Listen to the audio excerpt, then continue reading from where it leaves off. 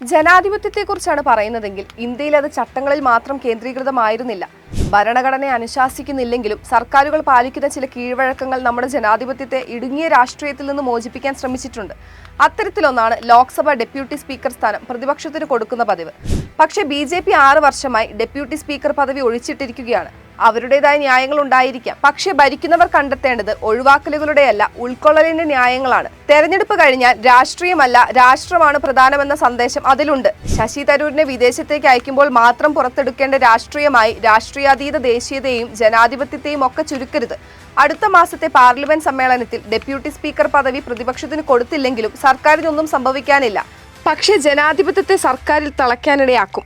ഒരു കത്താണ് വിഷയത്തെ വീണ്ടും സജീവമാക്കിയത്. കോൺഗ്രസ് അധ്യക്ഷനും രാജ്യസഭാ പ്രതിപക്ഷ നേതാവുമായ മല്ലികാർജുൻ ഖാർഗെ പ്രധാനമന്ത്രി നരേന്ദ്രമോദിക്ക് എഴുതിയ കത്ത്. തുടർച്ചയായി 2ാം തവണയും ഡെപ്യൂട്ടി സ്പീക്കർ സ്ഥാനം ഒഴിഞ്ഞു കിടക്കുകയാണെന്നും ജനാധിപത്യ രാഷ്ട്രീയത്തിനുള്ള ദുസൂചനയാണ് ഇതെന്നും എത്രയും പെട്ടെന്ന് തെരഞ്ഞെടുപ്പ് നടത്തണമെന്നുമാണ് ആവശ്യം. ഡെപ്യൂട്ടി സ്പീക്കർ പദവി പ്രതിപക്ഷത്തിന് കൊടുക്കാതിരിക്കുമ്പോൾ അധികാര വികേന്ദ്രീകരണത്തിൽ സർക്കാർ എന്തോ അരക്ഷിതാവസ്ഥ അനുഭവിക്കുന്നുണ്ടെന്ന തോന്നലുണ്ടാകും. അത് ജനാധിപത്യത്തിൽ ഉണ്ടാകാൻ പാടില്ലാത്തതാണ്. സ്വതന്ത്ര ഇന്ത്യയുടെ ചരിത്രത്തിൽ ആദ്യമായി 2019 ശേഷം 2 ലോക്സഭകളിൽ ഈ പദവി ഒഴിഞ്ഞുകിടക്കുകയാണ്. സാധാരണയായി പുതിയ ലോക്സഭയുടെ 2ാമത്തെയോ 3ാമത്തെയോ സമ്മേളനത്തിലാണ് ഡെപ്യൂട്ടി സ്പീക്കറെ തെരഞ്ഞെടുക്കുന്നത്. അതിനാൽ അടുത്ത മാസം പാർലമെന്റ് സമ്മേളനം ആരംഭിക്കാനിരിക്കെ കോൺഗ്രസിന്റെ ആവശ്യം രാഷ്ട്രീയ പ്രാധാന്യമുള്ളതാണ്.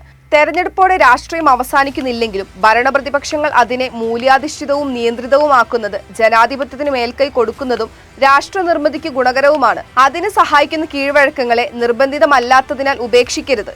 ഇതിൽ ഏറ്റവും മാതൃകാപരമായ സമീപനം പ്രധാനമന്ത്രിയായിരുന്ന ജവഹർലാൽ നെഹ്റു തുടങ്ങിവെച്ചിരുന്നു. കോൺഗ്രസിന് മൃഗീയ ഭൂരിപക്ഷം ഉണ്ടായിരുന്നിട്ടും ആദ്യ സർക്കാരിൽ ഹിന്ദു മഹാസഭ നേതാവായിരുന്ന ശ്യാം പ്രസാദ് മുഖർജിയെ വ്യവസായ വിതരണ മന്ത്രിയാക്കി. നെഹ്റുവിനെ എതിർത്തിരുന്നയാൾ മാത്രമായിരുന്നില്ല, ഇന്ത്യൻ സ്വാതന്ത്ര്യ സമരത്തിന്റെ നിർണായക വഴിത്തിരിവായിരുന്ന ക്വിറ്റ് ഇന്ത്യ സമരത്തെ പോലും എതിർത്തിരുന്നയാളായിരുന്നു മുഖർജി. അതുപോലെ നെഹ്റുവിന്റെയും ഗാന്ധിജിയുടെയും കടുത്ത വിമർശകനായിരുന്ന ഡോക്ടർ BR അംബേദ്കറെയാണ് നിയമമന്ത്രിയാക്കിയത്. സ്വരാജ് പാർട്ടിയിലും ജസ്റ്റിസ് പാർട്ടിയിലും പ്രവർത്തിച്ചിരുന്ന ബ്രിട്ടീഷ് അനുകൂല വീക്ഷണമുണ്ടായിരുന്ന RK ഷൺമുഖം ചെട്ടിയായിരുന്നു ധനമന്ത്രി. ഇവരെയൊക്കെ ഉൾപ്പെടുത്തുന്നത് കോൺഗ്രസിന് നിർബന്ധമുള്ള കാര്യമായിരുന്നില്ല.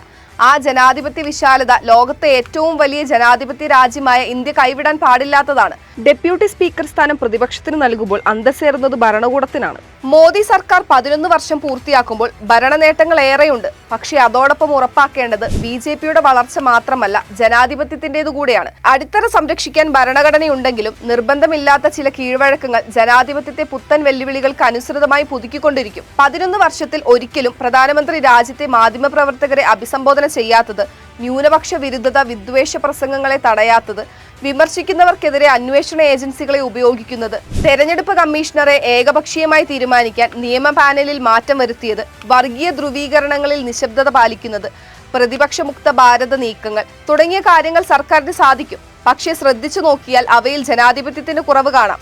അടിയന്തരാവസ്ഥയെ വിമർശിക്കുന്നത് മാത്രമല്ല ജനാധിപത്യത്തോടുള്ള പ്രതിബദ്ധത. അതുകൊണ്ടാണ് മാധ്യമങ്ങൾ അടിയന്തരാവസ്ഥയെയും അതിനെ അപലപിക്കുന്നവരുടെ തത്തുല്യ ചെയ്തികളെയും ഒരുപോലെ വിമർശിക്കുന്നത്.